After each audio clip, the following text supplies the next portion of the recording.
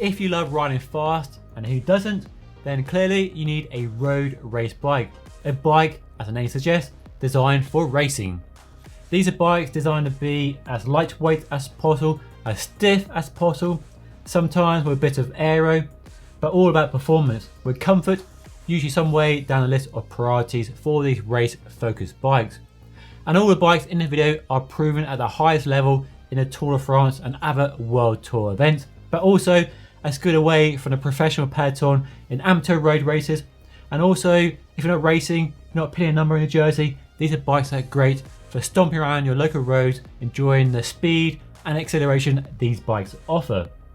Now, go back a few years and your choice would have started with aero or lightweight, but now the two categories are merging into one and the same, and we have a whole bunch of bikes that were once just lightweight but are now as aero as possible without sacrificing that weight focus.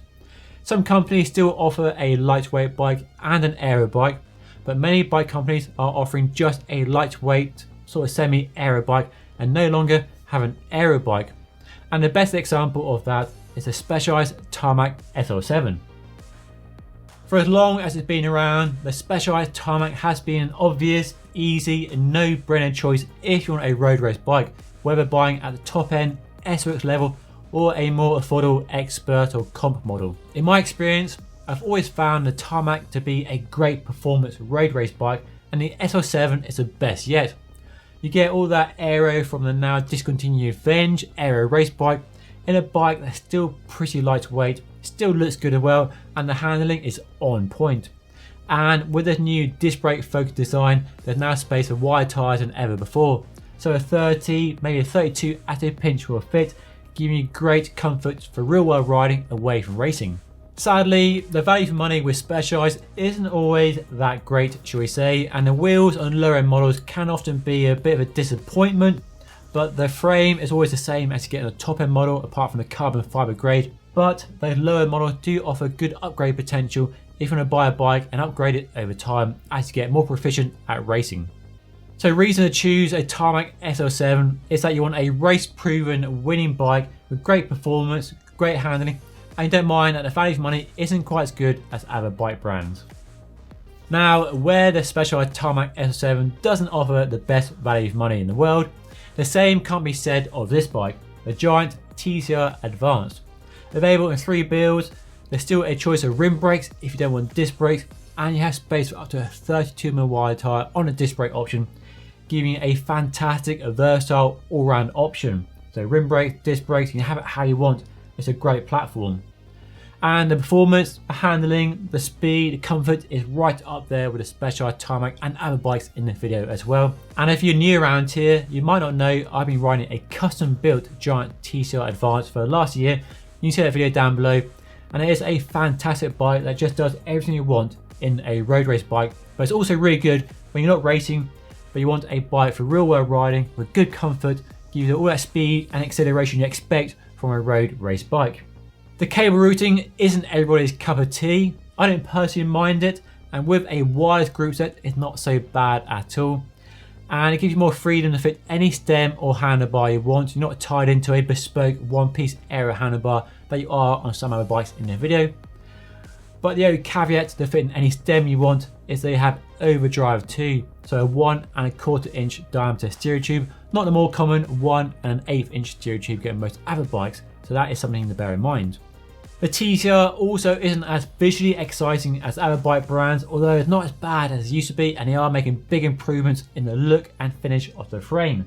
So reason to choose the TCR are you want great value for money, you want great performance of course, you want the option to fit wide tyres or rim brakes even, and you don't mind the fact it's not as exciting to look at as other bike brands in this video. Once upon a time, the Trek Emonda was one of the lightest weight bikes you could buy, with a production bike weighing less than 5 kilos launched many years ago.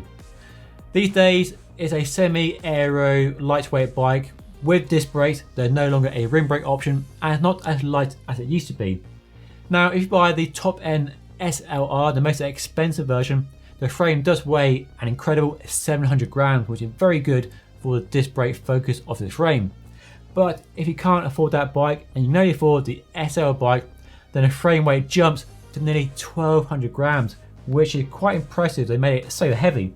When for comparison, a giant TCR Advanced Pro, which is roughly comparable in price and target market, is more like 860 grams.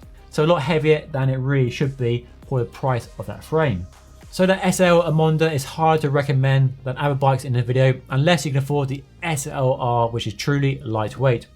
But of course you get the aero, not as aero as the Madone, but still more aero than the old model. And you now have very neat internal cable routing and a threaded bottom bracket. So Trek's issues with that BB90 that they've been using for the last few years are finally in the history books. They're now using a threaded bottom bracket, thank goodness. So the reason to choose the Trek Emonda is you want one of the lightest carbon fiber disc brake bikes currently available with a side order of aerodynamics. The Addict is Scott's go-to race bike. Now, many years ago, the Addict was a super lightweight carbon fiber race bike, and I'm talking about 10-15 years ago. Scott have always had a fantastic expertise in carbon fiber and amazing attention to detail. And while this new bike, which is now a bit of aero and only about disc brakes, isn't as light as it used to be, it's still a pretty lightweight bike with a sub 7 kilo build entirely possible around the 860 gram frame. What really sets the Addict apart is the attention to detail. I mean, just check out the seat clamp. It's super lightweight and super minimal, and I love Scott for details like that. And that's not the only one. To hide the ugly disc brake mounts on the fork, they've hidden the bolts inside the fork and put a flap or cover over the front with magnets holding it in place. I mean, how cool does that look? It must have cost them loads of money to make that. Not entirely necessary, but it looks fantastic. And I can't think of any other bike that has anything like this at all. And then to cap it off, the speed is fantastic, the handling is good, the comfort isn't the best in the world. I don't think Scott bikes have always offered a smooth ride. The foil was one of the worst offenders ever when it first launched many years ago. And the Addict isn't as smooth as it could be, and it's compounded by the fact you can only fit up to a 28mm wide tyre. So choose the Addict if you want a lightweight and fast bike packed with neat details and you're lucky to ride on some very smooth roads. I couldn't do a video around the best 2022 race bikes and not include a Tour de France winning Colnago V3Rs. But there are rumours of a V4 in the pipeline, but that hasn't been announced yet. So for now, the V3Rs is a bike we are talking about. And it is Colnago's only flagship race bike. They have the C68, but that's more of a gentleman's cafe racer than an out and out race bike. So the V3Rs is a both lightweight and aero race bike. They don't have a pure aero bike anymore. The concept from a few years ago has gone. The V3Rs is where it's at. And it's worth remembering that when the original V1 launched many years ago, it was almost ahead of its time. It was one of the first lightweight bikes that we could call a semi-aero bike. So not a full aero bike, but a real nod towards aero. It's also one of the few bikes in the video available with disc and rim brakes. And my hunch, if there is a new V4 in the pipeline, that will no longer support rim brakes. So you want a Tour de France winning bike with rim brakes, this is one of your best bets. So buy now, buy quick if you want to get your hands on one. Reason to choose a Colnago V3Rs are obvious. You want a Tour de France winning bike. What more reason do you need? Hands down, the best looking road bike you can buy right now, in my very humble opinion. The Wilier Filante SLR, especially in the gloss red. Oh my days, what a good looking bike. Thankfully, it rides as well as it looks too, and it's a bike I'd happily buy if I could afford it, because it is quite an expensive option in this video. So the Filante SLR is a pure aero bike, but it's pretty lightweight for the money as well, with a claimed 870 gram frame, making a sub 6.9 kilogram build entirely possible if you throw enough money at the wheels and the components. Now the company does have the Zero SLR, which is even lighter, but I can't get past that horrible seat nubbing underneath the top tube on that bike. So for me, the Filante SLR with a small weight increase over that bike would get my nod. And the weight is comparable to the Tarmac, the giant TCR and the Scott Addict as well. So for me, this is still a lightweight aero focused bike, and my goodness, it looks amazing.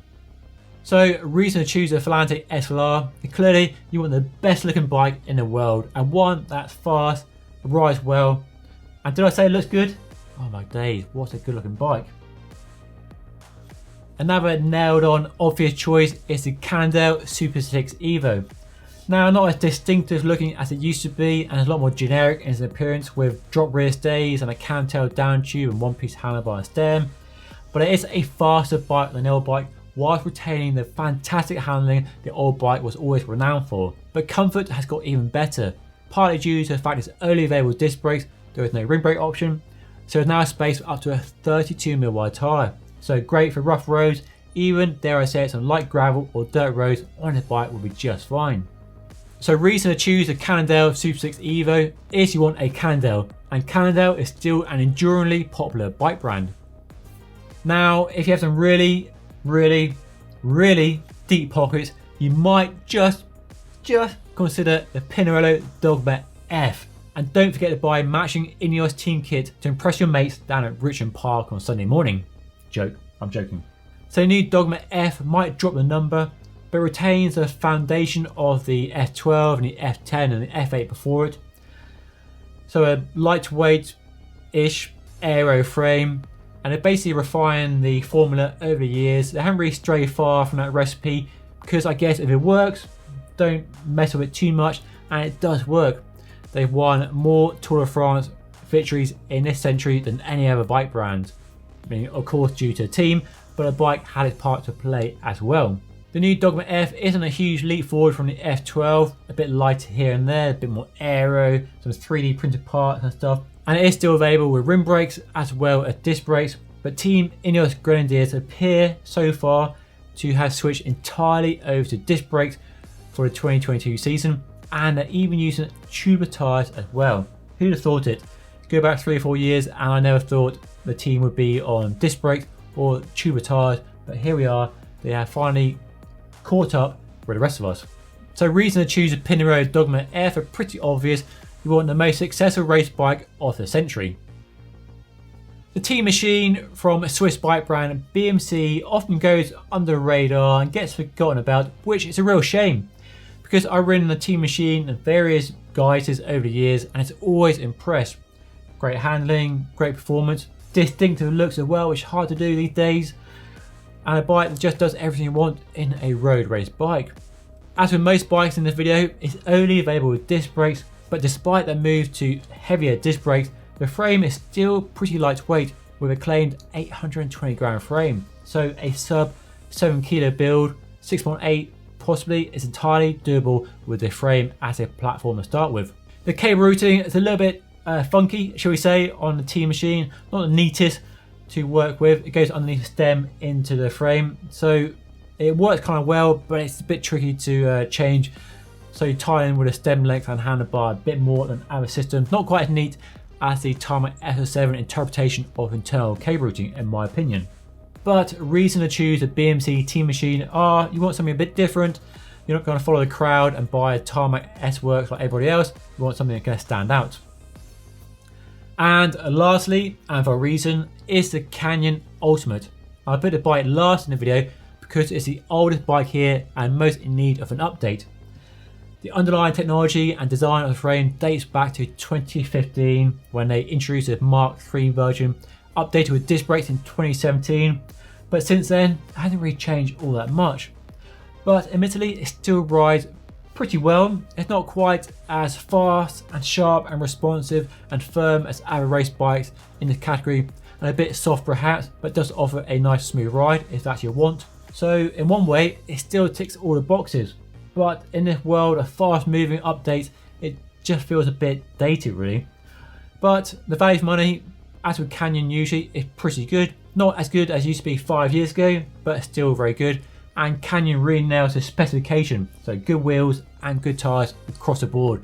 No shortcuts on any part of the build.